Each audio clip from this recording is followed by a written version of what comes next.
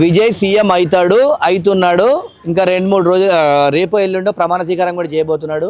ఎందుకంటే Congress, CPI, CPM తర్వాత చిన్న పార్టీలు అన్నీ కూడా మద్దతు తెలుపుతున్నది.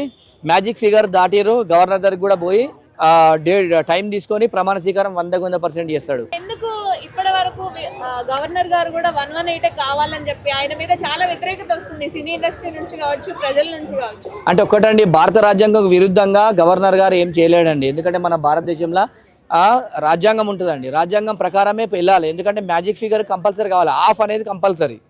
ఎందుకంటే అట్లా ఉంటే భారత రాజ్యాంగం విరుద్ధం అవుతుంది. కాబట్టి 118 మొన్నటి వరకు 118తో ఆయన వెళ్ళలేదు. 112 పేర్లను తీసుకుపోయి చెప్తే గవర్నర్ గారు ఇది కాదు 118 మంది కావాలని చెప్పడం జరిగింది.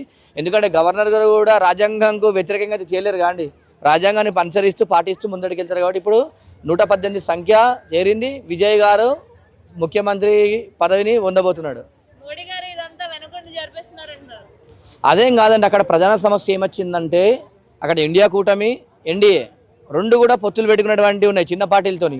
ఎందుకంటే అక్కడ చూసుకుంటే ఏఐడిఎంకే, డిఎంకే ఇద్దరు కూడా అపోజిట్ పార్టీలు కాబట్టి వాళ్ళతో పాటు వీళ్ళు కూడా చిన్న పార్టీలు కూడా ఆ కూటమిలు ఉన్నారు కాబట్టి ఇబ్బంది పరిస్థితులు ఏర్పడతాయి. కాబట్టి అందుకని కాంగ్రెస్ స్వయాన మేము 5 సీట్లు మీకు కంపల్సరీ సపోర్ట్ చేస్తున్నామని చెప్పి, అదేవిధంగా ఈ 2 రోజుల కాలంలో చిన్న పార్టీలు కూడా ఈరోజు మొత్తం కూడా మద్దతు ప్రకటించడం జరిగింది.